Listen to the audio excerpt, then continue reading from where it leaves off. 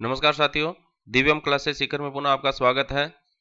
त्रिभुज के क्षेत्रफल और परिमाप ज्ञात करने से जुड़े हुए टॉपिक पर अपन चर्चा कर रहे थे। पिछली क्लास में हमने विषमबाहु त्रिभुज का क्षेत्रफल और परिमाप ज्ञात करने के बारे में जानकारी प्राप्त की थी। इसके साथ ही विषमबाहु त्रिभुज की जब माध्यिका दी जाती है तब हम इसका क्षेत्रफल कैसे ज्ञात करते हैं उसके बारे में भी हमने जानकारी प्राप्त की थी। और अंतःवृत्त की त्रिज्या, परिवृत्त की त्रिज्या के लिए भी एक जनरल सूत्र देखा था, जो किसी भी प्रकार के त्रिभुज की अंतःवृत्त की त्रिज्या और परिवृत्त की त्रिज्या ज्ञात करने के लिए काम में लिया जाता है। अब आज हम समबाहु त्रिभुज के बारे में जानकारी प्राप्त करेंगे। देखिए, वह त्रिभुज जिसकी तीनों भुजाएं समान लंबाई की होती है समबाहु त्रिभुज कहलाता है। तो समबाहु त्रिभुज का मतलब है सम बाहु भुजा तीनों त्रिभुज की, तो ये तीनों भुजाएं इसकी बराबर होती है, तीनों साइड इसकी ए ए ए ये बराबर होती है। तो देखो, त्रिभुज कोई सा भी हो उसका जो क्षेत्रफल ज्ञात करने का सूत्र होता है 1/2 गुणा आधार गुणा ऊंचाई होता है, बेस इंटू हाइट होता है। ये त्रिभुज का ये जो सूत्र है ना, अपने को जो अलग अलग रूप में इसके क्षेत्रफल का जो सूत्र देखने को मिलेगा वो इस रूप में ही देखने को मिलता है। इसमें हम हाइट का मान रखने पर अपने को इस तरीके का मान प्राप्त हो जाता है। तो देखिए, अभी इस क्लास में हम देखते हैं समबाहु त्रिभुज का जो क्षेत्रफल है आपको वर्गमूल 3/4 गुना भुजा का वर्ग मिलता है। तो ये कैसे मिलता है इसकी जानकारी अपन देखते हैं। तो देखिए, हम समबाहु त्रिभुज की हाइट ज्ञात कर लेते हैं, जो कि वर्गमूल 3/2 गुना भुजा के रूप में प्राप्त हो रही है। देखो, हाइट कैसे ज्ञात करेंगे, ये इसके अंदर हाइट है, ठीक है, ये इस पर शीर्ष लंब है। ये जैसे इसका शीर्ष नाम दे दिया अपन ने ए बी और सी, शीर्ष ए से सम्मुख भुजा बीसी पर हमने एक शीर्ष लंब डाल दिया, जो कि भुजा बीसी को दो बराबर भागों में डिवाइड करता है। इसका मतलब ये भुजा a/2, ये a/2 बी ए, इसको जैसे डी नाम दे दो, बी डी a/2 और डी सी a/2। अब ये अपने को एक समकोण त्रिभुज ए डी सी प्राप्त हो गया, समकोण त्रिभुज ए डी सी प्राप्त हो गया। इस त्रिभुज के अंदर अगर अपने को हाइट ज्ञात करनी है, इसका मतलब हमें लंब ज्ञात करना है, परपेंडिकुलर ज्ञात करना है। तो लंब ज्ञात करने के लिए अपन क्या है, पाइथागोरस प्रमेय को काम में ले लेते हैं। परपेंडिकुलर का जो वर्ग है यानी कि हाइट का जो वर्ग है वो कर्ण का स्क्वायर माइनस आधार का स्क्वायर हो जाएगा। अब आधार आपका क्या है, a/2 है, तो a/2 का अपन वर्ग लिख देते हैं। तो इसको हम क्या लिख सकते हैं, ए स्क्वायर माइनस ए स्क्वायर बटा 4। अब इसको थोड़ा सा सरल करते हैं तो 4a स्क्वायर माइनस ए स्क्वायर बटा 4 है, तो ये 3a स्क्वायर बटा 4 हो गया। अब चूंकि ये हाइपोटेनस है, सॉरी हाइट है, हाइट का मतलब हो गया h बराबर, दोनों तरफ वर्गमूल ले लेते हैं, तो 3a स्क्वायर बटा 4 हो गया। अब 4 भी पूर्ण वर्ग संख्या है, a भी पूर्ण वर्ग संख्या है, 3 अपूर्ण वर्ग संख्या है, इसलिए हम इसको क्या लिख सकते हैं, a/4 गुणा वर्गमूल 3, या वर्गमूल 3/4 सॉरी यहां 2 मिलेगा अपने को, तो वर्गमूल 3/2 गुणा भुजा अपने को ऊंचाई के रूप में प्राप्त हो रही है, जो कि यहां पर अपन ने लिख रखी है। देखिएगा, अब हाइट अपने को ये मिल गई, तो त्रिभुज का क्षेत्रफल होता है क्या है, जनरल सूत्र 1/2 गुणा आधार गुणा ऊंचाई होता है। अब आधार आपके पास क्या है, यहां पर देखिए आधार की अगर बात करें तो अपने पास आधार भुजा के रूप में है, तो आधार आपका ए। ऊंचाई कितनी है आपकी, वर्गमूल 3/2 गुणा ए, तो 2 से 2 गुणा हो जाएगा 4, ए से ए गुणा हो जाएगा तो 1 की घात 2, तो ये कुल मिला के मिल गया वर्गमूल 3/4 गुणा ए स्क्वायर, यानी कि वर्गमूल 3/4 गुणा भुजा का स्क्वायर। ये देखिए, तो ये देखिए समबाहु त्रिभुज का जो क्षेत्रफल है वो आपको वर्गमूल 3/4 गुणा भुजा स्क्वायर प्राप्त होता है। यदि आप इस सूत्र को भूल भी जाओ तो इस तरीके से एग्जाम में आप त्वरित गति रखकर इसको हल करने का प्रयास कर सकते हैं।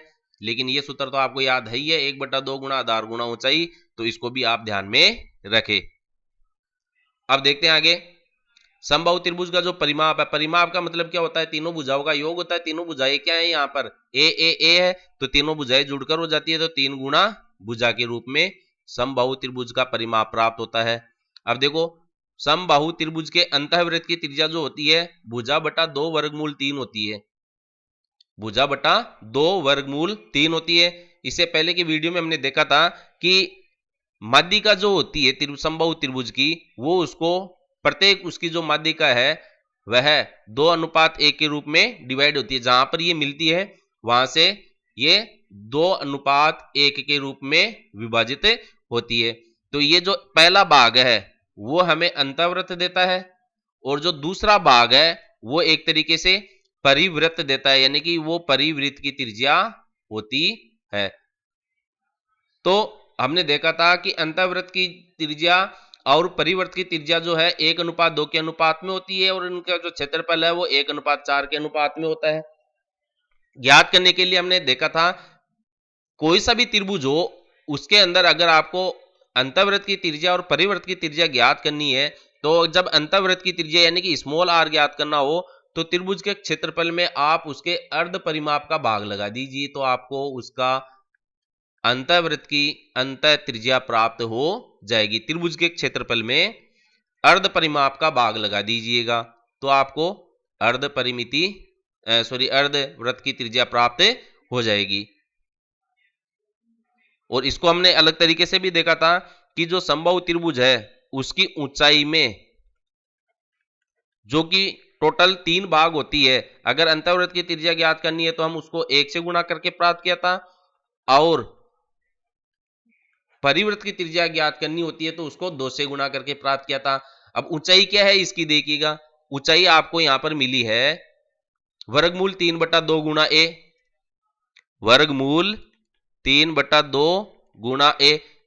अब 3 से डिवाइड करते हैं, अगर एक पहला भाग प्राप्त करते हैं, टोटल जो माध्यिका होती है 3 भाग की होती है 1:2 के रूप में। पहला अनुपात जो है अंतःवृत्त की त्रिज्या देता है, दूसरा जो अनुपात है वो परिवृत्त की त्रिज्या के बराबर होता है, उसकी जो लंबाई है वो परिवृत्त की त्रिज्या के बराबर होती है। तो देखिए ये 3 दूनी 6 हो जाता है, 6 का मतलब हम इसको 2 गुणा 3 लिख सकते हैं। तो फिर इसको काट पीट के अपन ने a/2 वर्गमूल 3 के रूप में प्राप्त किया था, जो कि इसके बराबर प्राप्त हो रहा है। अब इसी तरीके से हम क्या है समबाहु त्रिभुज के बाह्यवृत्त की त्रिज्या भी ज्ञात कर सकते हैं, वही उसकी ऊंचाई में, ऊंचाई का मतलब हो गया वर्गमूल 3/2 गुणा a। अब परिवृत्त की ज्ञात करनी है तो 2 से गुणा कर लेते थे, तो 3 दूनी 6 ये हो गया। 6 का मतलब इसको हम क्या लिख सकते हैं वर्गमूल 3/2 गुणा 3, और ये 2 से गुणा हो ही रहा है, तो ये 2 से 2 इधर कट जाता है, तो भुजा बटा वर्गमूल 3 के रूप में अपने को प्राप्त हुआ था। तो ये देखिए भुजा बटा वर्गमूल 3।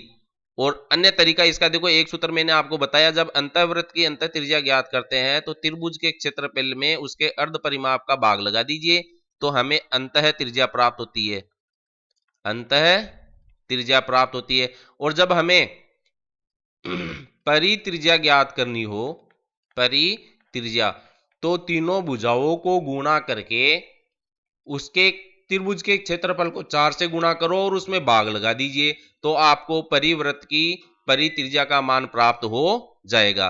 ये देखिए जनरल सूत्र मैंने आपको बताया है, इसके लिए आपको जितने भी प्रकार के त्रिभुज है उनमें अलग अलग सूत्र आपको अंतः त्रिज्या और परित्रिज्या के मिलेंगे, वो याद रखने की आवश्यकता नहीं है, केवल आप एक सूत्र याद रखें, त्रिभुज के क्षेत्रफल में अर्ध परिमाप का भाग देने पे अंतः त्रिज्या प्राप्त होती है, और त्रिभुज की तीनों भुजाओं को गुणा करके उसमें त्रिभुज के क्षेत्रफल को 4 से गुणा कर उसकी तीनों भुजाओं के गुणनफल में भाग देते हैं तो हमें परित्रिज्या का मान प्राप्त होता है। तो देखिए आगे हम देखते हैं समद्विबाहु त्रिभुज, तो इसको अगले वीडियो में लेकर देखते हैं। तब तक बने रहिए, सीखते रहिए, practice more and more, always remember math is a game, play it with practice. धन्यवाद।